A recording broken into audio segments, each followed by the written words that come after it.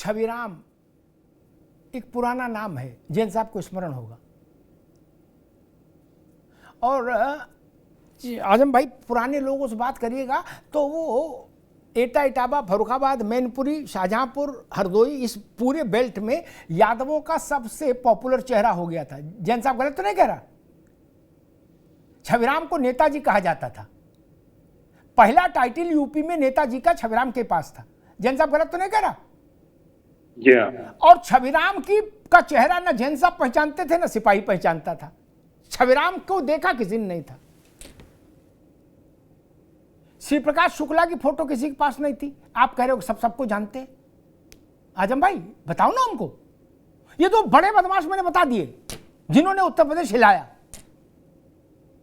श्री प्रकाश शुक्ला की फोटो नहीं कोई जानता था। किसी बात करते हो और क्यों करते हो इसी बात? आप क्रिकेट के प्लेयर हैं तो क्रिकेट खेलिए, आप फुटबॉल में क्यों वो करते हैं?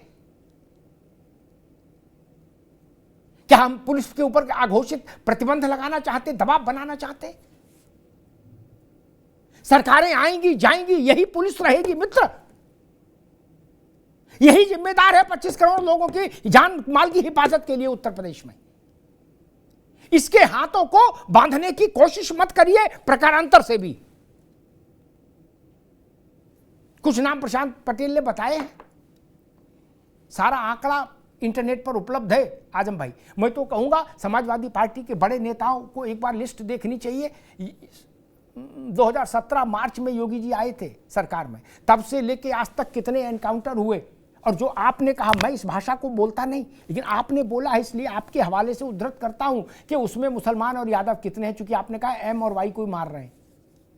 एक बार ये भी दूध का दूध पानी का पानी हो ही जाए जैन साहब, नहीं ये भी खुलासा हो जाए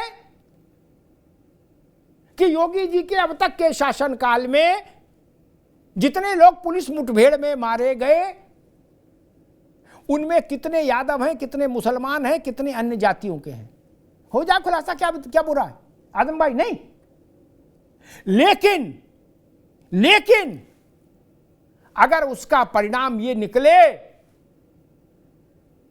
कि यादवों से ज्यादा दूसरी जाति के लोग मारे गए, मुसलमानों से ज्यादा दूसरे धर्म के लोग मारे गए एनकाउंटर में, तो आपको सार्वजनिक तौर पर माफी मांगनी होगी। आपको कहना होगा मैंने दुष्प्रचार किया, मैं क्षमा प्रार्थी हूं प्रदेश से, देश से। आजम भाई ठीक है, तो हम इस पे होमवर्क कराएं सरकार से, लेकिन माफी मांगनी होगी, मैं भागने नहीं दूंगा ना। आप करा लीजिए, ऐसा रिजल्ट नहीं आएगा ना। मैं क्या कह रहा हूं, नहीं आएगा। मैं आपको, एक मिनट रुको भाई, अब बीच में नहीं आएगा, मैं आपका सम्मान समारोह करूंगा अपने चैनल पर, लेकिन आ जाएगा तो आपको घर से बुलवाऊंगा, कहूंगा प्रभु आओ और सार्वजनिक माफी मांगो।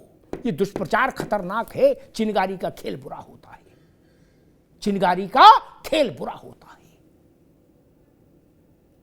ये कैसी भाषा है? वोट कटे एम बाई के, गोली लगी एम बाई के। आप क्या चाहते हो? आप तो पीडीए तक भी नहीं जा रहे हो, केवल एम बाई तक घूम रहे हो। वैसे कह रहे थे हम पीडीए में चले गए, एम बाई छोड़ दिया हमने। अब कह रहे हो केवल एम बाई मारे जा रहे, पीडीए भी नहीं जा रहे हो। पिछड़ा, दलित, आदिवासी, जनवासी, क्या क्या आपने बताया था, नहीं जा रहे ना। ये जो ठाकुर ब्राह्मण बनिया मारे गए, जीवा तो बनिया था, वो यादव था, जीवा बनिया था, महेश्वरी था। आपने उसके मरने पर शोक नहीं व्यक्त किया, क्यों? जैसा अपराधी ये वैसे जीवा था। इतना पिक एंड चूज मत करो मेरे भाई, हाँ, इससे समस्या पैदा होगी। और मैं तो पहली बार देख रहा हूं कि जहां ऐसी अपेक्षा की जा रही है कि एनकाउंटर का पहले विज्ञापन निकालना चाहिए, फिर सबके आई कार्ड लेने चाहिए, आधार नंबर लेने चाहिए, अंगूठा लगवाना चाहिए, फिर कहा जाए लाइन में खड़े हो एनकाउंटर करना। ऐसे एनकाउंटर होता है? जब सीमा पार करके भारत की एयरफोर्स गई थी एयर स्ट्राइक करके, तो कुछ लोगों ने देश में सेना के उस पराक्रम का सबूत मांगा था। तो मैंने एक सलाह दी थी जन साहब, मैंने कहा था जो राजनेता सबूत मांग रहे हैं, इनको अगली बार भारत की वायुसेना से अनुरोध है, अपने जहाज में बैठा ले आइए और उससे पैराशूट से नीचे छोड़ दीजिए जहां एयर स्ट्राइक करो, क्या, ताकि ये मोबाइल ले जाएं और अच्छे फोटो खींच लें लाइट जला के। नहीं, वैसे मैं कह रहा हूं जिनको एनकाउंटर पर वो है शक, आजम भाई, मैं उत्तर प्रदेश पुलिस से कहूंगा ऐसे 2-2, 4-4 लोगों को एनकाउंटर में भी ले जाओ। क्या ताप झेलो, तो देखो तो गोली कैसे चलती है मेरे भाई, गोली गोला कैसे चलता है ये देखो तो। कंचा नहीं खेला जाता वहां, सटासट गोली चलती है, लग गई तो गए, राम नाम सत्य है। जैन साहब, ये प्रस्ताव ठीक है।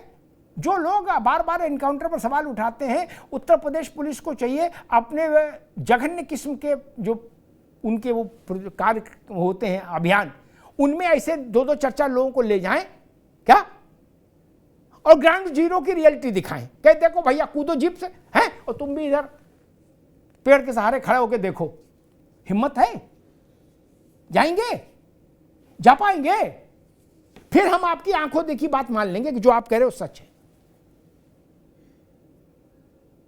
सवाल उठाया गया कि विकास दुबे को पुलिस के सामने, इतनी पुलिस में विकास दुबे कैसे भाग सकता है? भाई साहब, जो बाबर्दी सीओ के पांव काट सकता है वो क्या नहीं कर सकता है? गरासे से पांव और हाथ काट सकता है, वो क्या नहीं कर सकता है? और ये हाल तब जो अगले का खुद एक पांव खराब। आपकी हमदर्दी हम विकास दुबे के लिए भी देख रहे हैं, और एमबाई के लिए तो फिर पूरी है मित्र।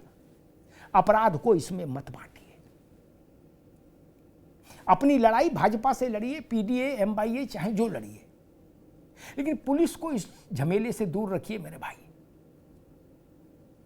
और आखिरी बात कह के मैं बात समाप्त करूंगा कि सपा के किसी मित्र, किसी भाई के घर अपराध हो जाए, जैन साहब बड़ी बात कहने जा रहा हूं, और वो पीडीए एमबाई का ही आदमी हो अपराध करने वाला, तो आप क्या मांग करेंगे? उसको छोड़ दें?